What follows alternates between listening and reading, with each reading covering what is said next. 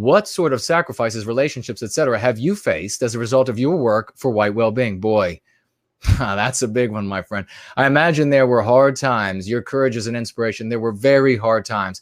And you can read about it in Crucible, which is contained in Born Guilty. But if you are concerned about the size of Born Guilty, Crucible will be made a standalone book, just like Prometheus Rising will be, and you'll be able to get it. And more importantly, as a standalone book, whether you read it in Born Guilty or not, you will be able to get it to your younger friends and relatives and nieces and nephews.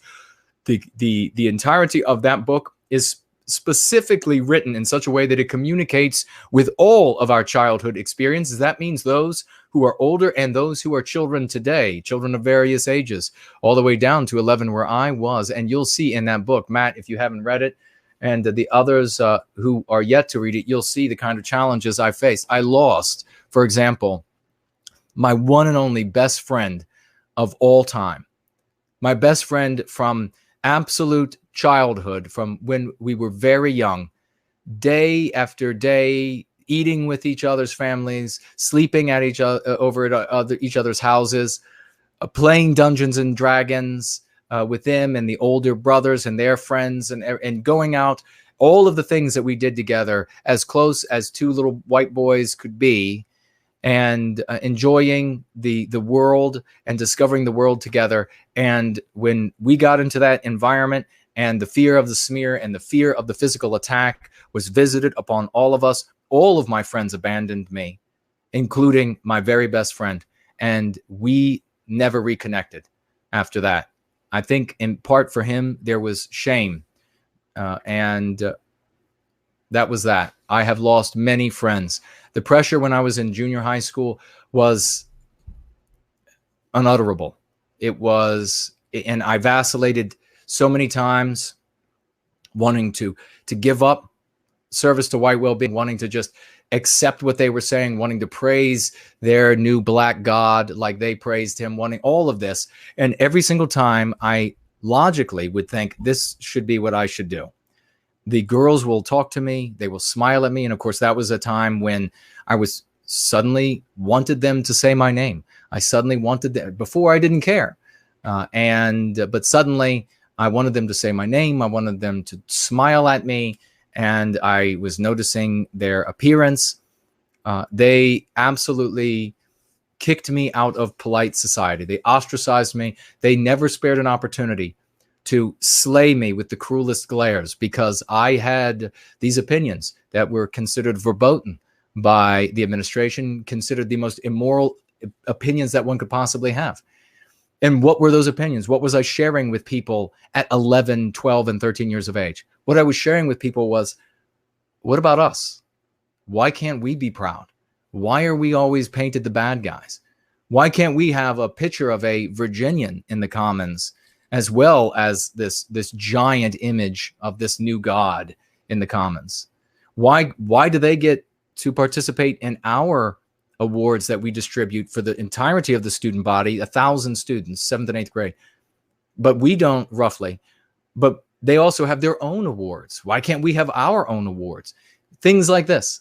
That was the evil that I shared. Pure innocence out of a white child, just questioning why the world was the way it was. And the totality of the entire student body, the totality of the entire administration, family, of course, came down on me.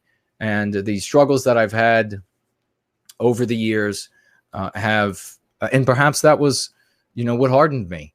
But I guess I'm not going to leave out the fact that I was physically attacked by non-whites for caring about our people. They came to fight me routinely. And I talk about that in Crucible. And I talk about defending myself against them. I never went and sought them. And try to imagine this. I was defending myself against anti-white non-whites who came to fight me. And yet when I would go to the administration for help, they would say, oh, you're making something out of nothing. Nobody actually wants to kill you. Nobody's actually going to jump you. And then they would say, well, it's understandable. These are adults. Well, it's understandable that they would feel this way because you say things that make them angry, instead of saying, oh, no, we're going to prevent this from happening.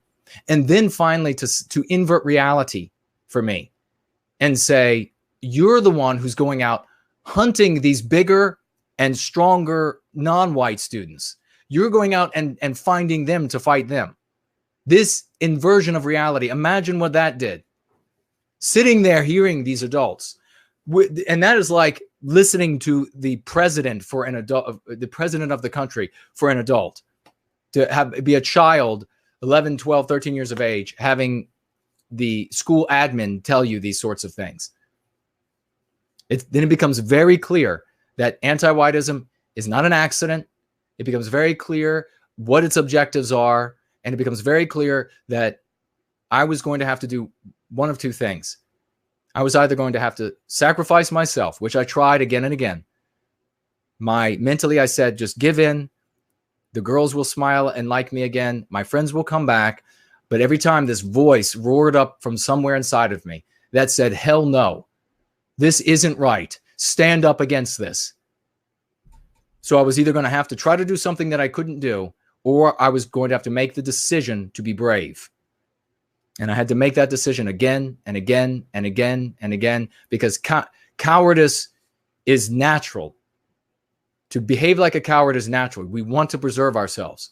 So to do the right thing, to be courageous, is a decision you have to make.